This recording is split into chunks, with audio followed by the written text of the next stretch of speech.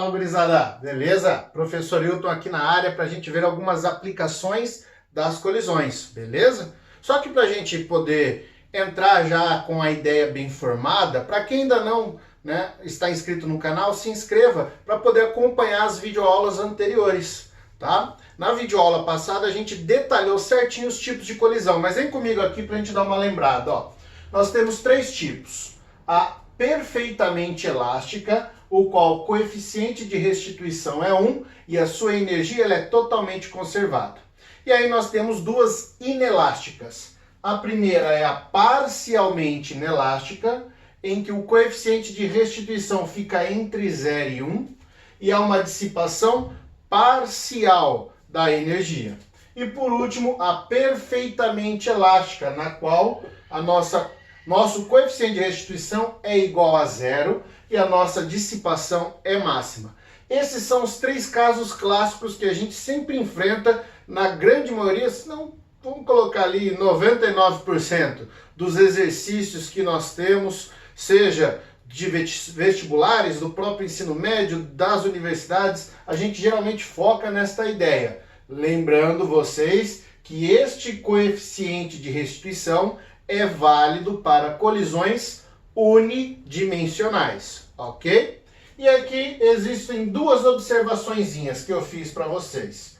A primeira aqui é que a nossa colisão também pode ser superelástica, onde o coeficiente de restituição é maior que 1. Mas para isso, o nosso sistema ali, ele tem que ter reações nucleares. Núcleo de lítio geralmente é o mais falado sobre isso. Então há um ganho de energia. Mas é uma condição vista só para isso aí, só para que vocês saibam que a gente pode trabalhar além disso aqui. E não esquecer que para qualquer tipo de colisão, nós vamos ter sempre conservação da quantidade de movimento, ou momento linear, para quem não está aprendendo com esta denominação. Beleza? Então tá aqui, ó, dá aquele print legal, que isso vai te ajudar. E aí a gente vai agora para algumas aplicações básicas das nossas colisões. Nossa primeira aplicação aqui então, gurizada, ó, vai ser o pêndulo de Newton. Já deixei pronto até para a gente não perder muito tempo com o desenho, para ser um pouco mais rápido, que é aquela história. Essa daqui é a situação antes, vamos definir, ó. São puxadas duas esferas. Essas esferas, então, irão se mover com uma certa velocidade, beleza? Vão colidir nessas três que estão paradas. Depois da colisão, duas serão levadas ali para cima, ok? Se ele puxar três, na hora da colisão, três vão ser jogadas ali para cima. Agora, por quê? Porque estamos considerando aqui uma colisão elástica. Lembrando, não vai ou não vão atuar forças externas. Atuando, elas têm de serem bem menores, né, do que as internas. Mas aqui a gente despreza todo e qualquer efeito de atrito, tá joia? Bem, agora por que eu sei que duas então irão levantar? A ideia é o seguinte: o que a gente tem aqui antes? Que a quantidade de movimento que eu tenho aqui no antes, ela é, vamos supor que todas as esferas tenham a mesma massa, ó, massa M, massa M, massa M, para todo mundo, beleza? Então, como eu estou puxando duas, nós temos 2m, duas massas, vezes uma velocidade v, beleza? Agora, e a sua energia cinética aqui então? Nós temos que a energia cinética das esferas também é 2m, só que v ao quadrado sobre 2, o que já simplifica um pouco aqui para nós. Tranquilos até aqui? Agora vamos fazer a análise depois. Porém, não vamos supor duas, ok? Vamos supor o seguinte: quantidade depois. Quantas bolas vão subir depois? Então vamos colocar aqui um N de número de bolas que subiriam. E aí, matematicamente, eu vou provar para vocês que nessa colisão, duas que batem são duas que voltam. Tranquilos? Então aqui eu teria N bolas de massa V, vou pôr aqui um V', uma linha mais aqui embaixo, ao quadrado. E a mesma coisa com a energia cinética, ó. A energia cinética, então ela passa a ser, vou pôr o N vermelho de novo aqui para chamar a atenção, N que multiplica M, opa, que eu errei, né? O quadrado é aqui embaixo, ó. Aí, ó. Agora sim, vamos lá. Então antes, duas esferas, 2mV, a energia cinética, 2mV quadrado sobre 2. Depois, vamos supor que eu não sei quantas, N bolinhas, MV', depois a gente faz a análise dessa velocidade do depois, MV' ao quadrado sobre 2. Tranquilos aqui por enquanto? Vamos aqui então fazer uma análise matemática, ok? Vou começar aqui embaixo. Então eu vou dizer que a quantidade de movimento antes é igual à quantidade de movimento depois. Princípio da conservação. Então nós temos que 2mV é igual a NMV'. Tranquilos aqui? Considerando que as massas são iguais, a gente vai cortar. Como eu estou querendo encontrar o meu N, então eu vou trabalhar da seguinte forma, ó. V sobre V' é igual a N. Bem, vou botar esse 2 aqui, ó. Beleza? Aqui o nosso número de colisões. Então esse nosso N daria este resultado. Vamos fazer a mesma coisa agora para a energia cinética. Vamos continuar aqui, ó. Como a colisão é elástica, a energia cinética antes tem que ser igual à energia cinética depois. Portanto, mv² tem que ser n mv' ao quadrado sobre 2. As massas são iguais. Então, o que eu vou fazer? Eu vou trocar o VV' que eu tenho aqui. Tá joia? Ó, vou fazer um passo matemático um pouco mais rápido. Eu vou ter o V deste lado sobre o V' que eu passei dividindo. Beleza? Ambos estão com a potenciação quadrada. Vou botar aqui um quadrado para os dois. Isso aqui, então, tem que ser igual a N sobre 2. Beleza? Olha o que eu vou fazer para melhorar. Para o lado de cá que tinha esse N, vou passar o N para cá. O 2, desculpa, né? E aí eu passo a ter duas equações, ó. Uma equação, duas equações. Vamos continuar o nosso problema aqui, então. Tá meio bagunçado, mas espero que estejam caminhando. No lugar do VV', o que eu vou colocar, ó? N sobre 2 ao quadrado. Como se substituíssemos a equação 1 na equação 2, ó. Ok? Peguei VV', troquei aqui, ó. N sobre 2, pus ao quadrado. Isso tem que ser igual a N sobre 2. Aqui nós temos, então, N ao quadrado sobre 4, que é igual a N sobre 2. Cancelando este quadrado com este N, este 4 com este 2, concluímos que N é igual a 2. Então, duas bolinhas estão subindo. A gente só usou matemática. Às vezes, para alguns aí vai parecer um pouco pesada no momento, mas é só para provar para vocês que se duas bolas saírem, né, e entrar em colisão, duas irão. Se puxar 3, 3 sairão. Se puxar 4, 4 sairão. Então, a quantidade que eu puxo antes tem que ser depois, pois isso é considerado colisão elástica, ok? Então, aqui na nossa demonstração, encontramos as quantidades de movimento antes e depois e usamos o princípio da conservação, tanto da quantidade de movimento quanto da energia. O resto é um desenvolvimento matemático. Tá aí, essa é a nossa primeira aplicação. Vamos para a próxima. Nossa próxima aplicação aqui, ó, é a colisão com o chão. O que seria isso? Eu pego uma bolinha, um objeto, seguro a uma certa altura do solo.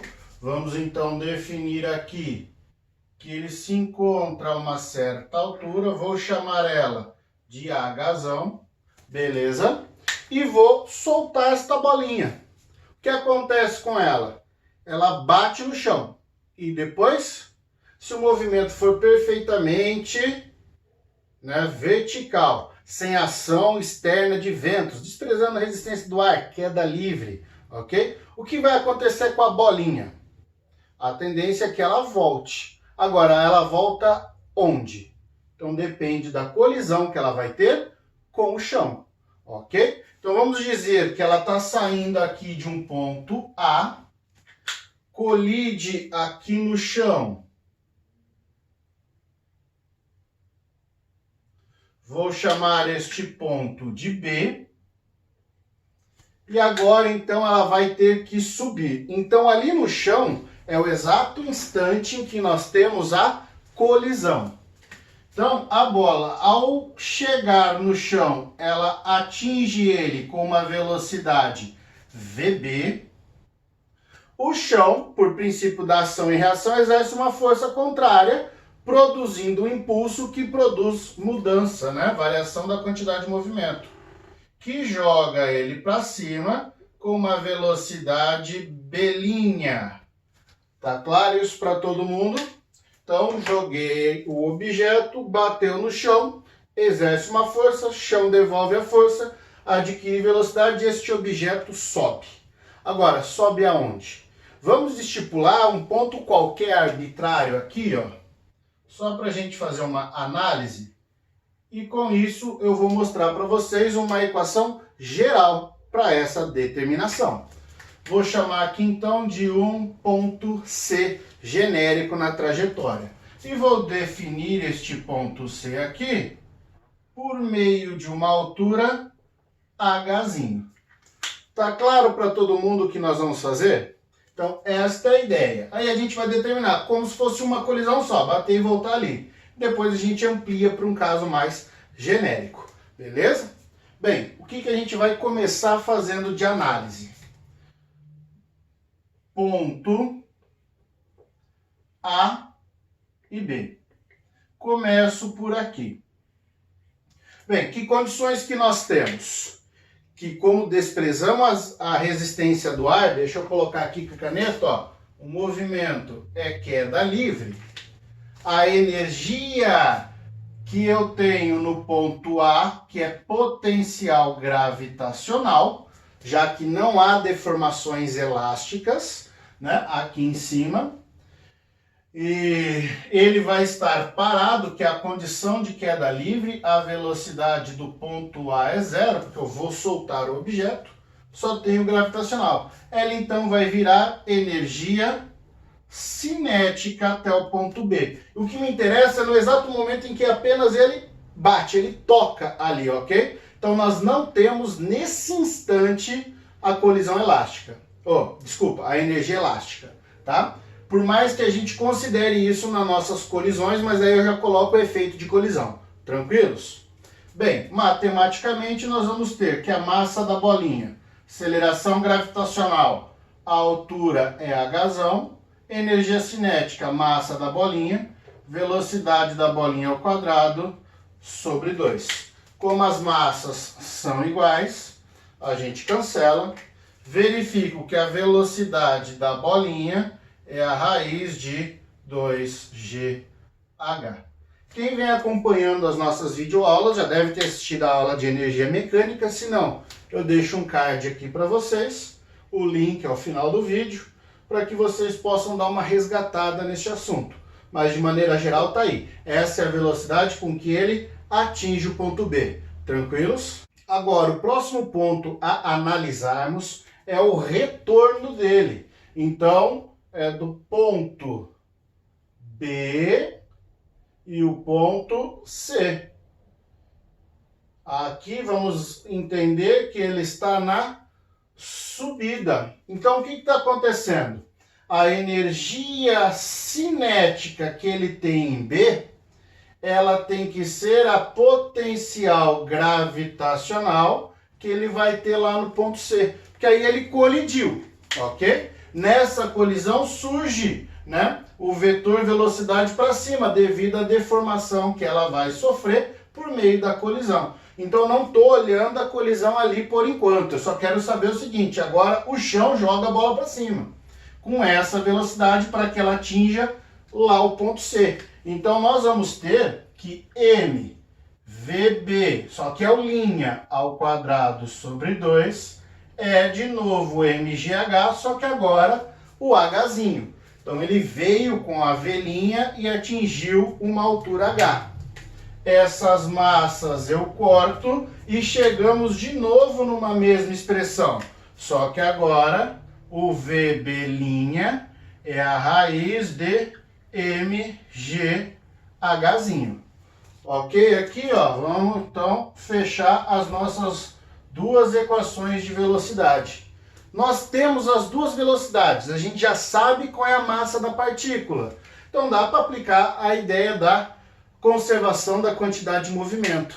Só que como tudo já está pré-determinado, eu vou entrar direto na ideia do coeficiente de restituição.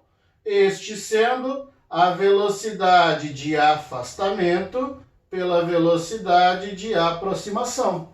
Lembram da aula passada? Se não, deixo de novo um link aqui para vocês. Mas é a ideia das velocidades relativas, né? Para ele aproximar era só um corpo, para ele afastar é só um corpo. Então, isto aqui nada mais é que V'b sobre Vb. Ou seja, raiz de mgh sobre a raiz de mgh. Matemática de vocês está tranquila. Vamos fazer um passo matemático rápido. A raiz quadrada aqui é para os dois. Então eu poderia tirar uma raizona aqui, né? Com os dois dentro dela. O m e o g corta. Beleza? Então a gente entende que o e nada mais é que a raiz quadrada de hzinho sobre hzão. Deixando com aspecto mais elegante, eu posso dizer o seguinte, que o meu hzão, ele nada mais é que o e quadrado vezes o hzinho. Ok? Opa, errei aqui, gurizada. Acontece, é o contrário, o hzinho, né, ó. O h, deixa eu apagar tudo aqui. Então, ó, o nosso hzinho, aqui, ó, é o hzão que multiplica lá. Então, o nosso hzinho é o e quadrado vezes o hzão. Esta equação, ela me permite saber, então, qual é a altura hzinho. Eu só preciso saber o coeficiente de restituição. Como assim, professor? Se a colisão for elástica, perfeitamente elástica. O E é 1. 1 ao quadrado, 1. Então, meu hzinho é o próprio hzão. Se é elástico, a velocidade com que ela bate é com que ela volta. Então, aqui já me permite saber. Se ela for inelástica, só que a perfeitamente inelástica, o nosso E vai dar 0. Então, 0 para cá. O inelástico, lembra daquela ideia de que eles grudam? Como o chão está fixo, o objeto bate, gruda e fica. Não sobe a altura nenhuma. Agora, e se for o parcialmente elástico? Aí que entra a análise que nós devemos fazer. E de maneira geral, generalizada, nós vamos ter o seguinte, que a altura nzinho, ou seja, quantas vezes ela vai pular e vai subir, quantas vezes essa altura muda, ela vai ser igual a e elevado a 2n. Fala, professor, mas por que é 2n? Porque cada vez que ela descer, ela repete esse processo. Agora, de C ela vem para B, só que muda a minha altura. Aí ela volta para uma outra altura. Aí dessa altura D vai para B, aí ela volta para uma altura menor. Então, esse processo é repetitivo. Só vai alterando o hzinho e o coeficiente, que pode mudar, né, o seu valor para cada colisão. Por isso que este n é a quantidade de vezes com que ele colide, vezes a altura hzão. Essa é a nossa equação mais generalizada para o nosso cálculo. Então, como que um exercício pode te perguntar isso aqui? Fala, um objeto saiu da altura de 10 metros. Ele, após atingir um número de colisões, a sua última altura atingida ali foi 5 metros. Então, quantas vezes ele pingou no chão? Basta você calcular esse N. Este Nzinho é só um subíndice para saber que ele, sei lá, é a altura da terceira tentativa. O que interessa é esse N, tá? N, que é o nosso número de colisões. Quantas vezes ele colidiu, ok? Essa é a nossa segunda aplicação. Vamos para a última, para encerrar, para ela não ficar tão longa. Assim eu fecho os mais clássicos das aplicações. Vamos lá. Nossa última aplicação é o pêndulo balístico. Aqui, assim, sempre cai uma questão associada a ele. Qual é a ideia do pêndulo, né? É você conseguir determinar qual é a velocidade que um projétil tem ao ser disparado por uma arma de fogo por meio de um bloco. Hoje em dia, logicamente, que devem ter aqueles alvos, ter sensores, mas isso daqui era muito utilizado, porque media a relação com que um bloco podia subir no momento em que o projétil penetrava ele. Então eu coloquei aqui duas situações, ok? E essas duas situações a gente vai usar para determinar a velocidade inicial do nosso projétil. Tranquilos? Então, 1 e 2, o que é que nós vamos ter aqui, ó? Uma conservação. De quem? Da quantidade de movimento. Vou pôr assim, ó. Abreviar na física é tudo, né? Q com vetorzinho quantidade de movimento. Bem, então o que a gente tem nesta situação?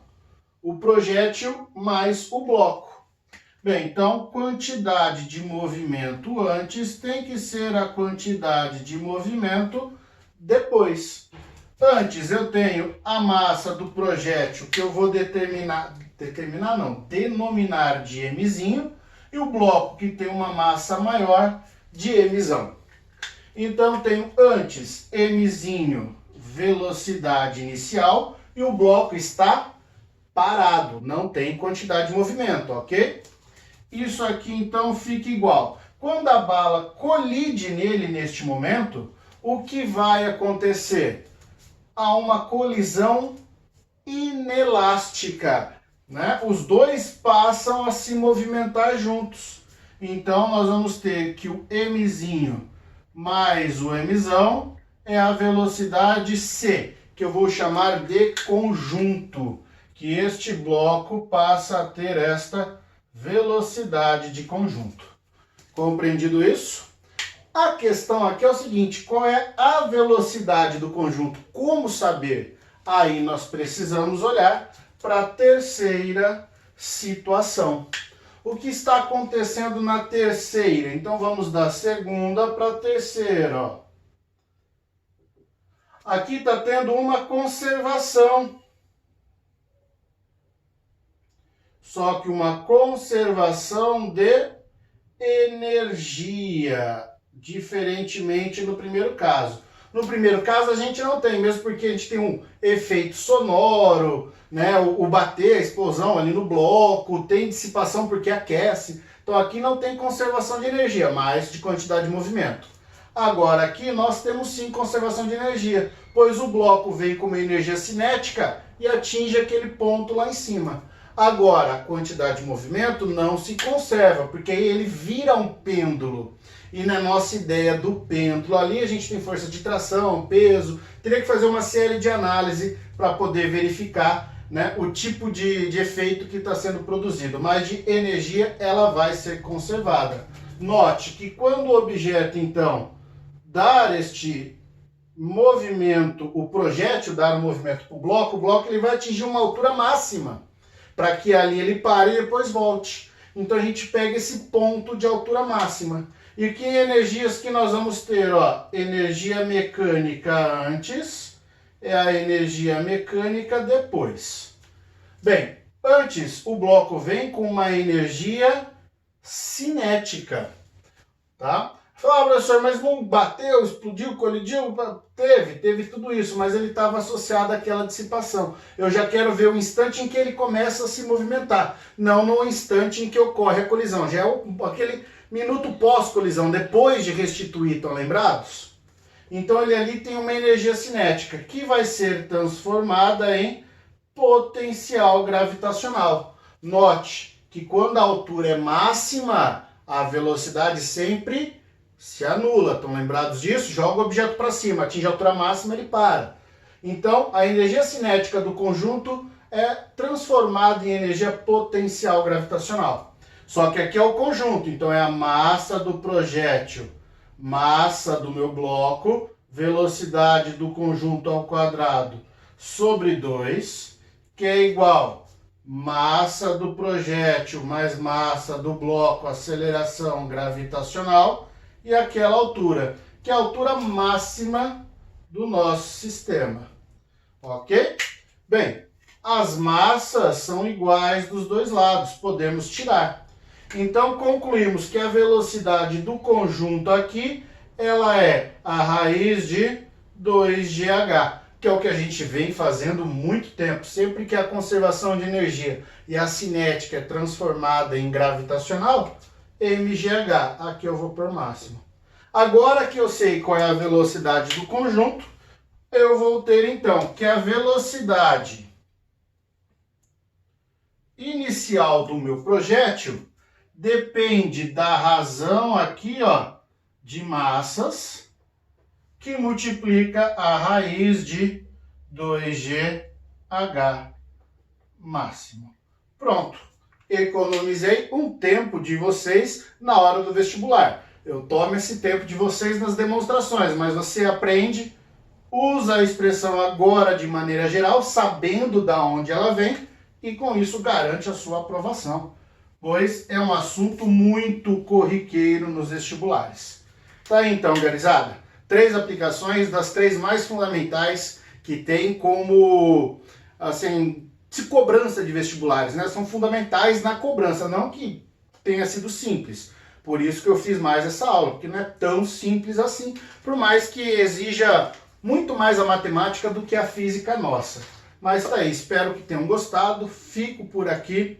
Peço mais uma vez, se você está gostando do meu trabalho, se inscreva no canal, ative os sinos de notificações, deixe aquele seu joinha, o glorioso like, e comente. Se você não gostou, tem alguma coisa que você possa ter visto um erro, ou você quer conversar mais, deixe um comentário, que eu estou à disposição de vocês para atendê-los a todo momento. Vou ficando por aqui, um forte abraço e um beijo no cérebro.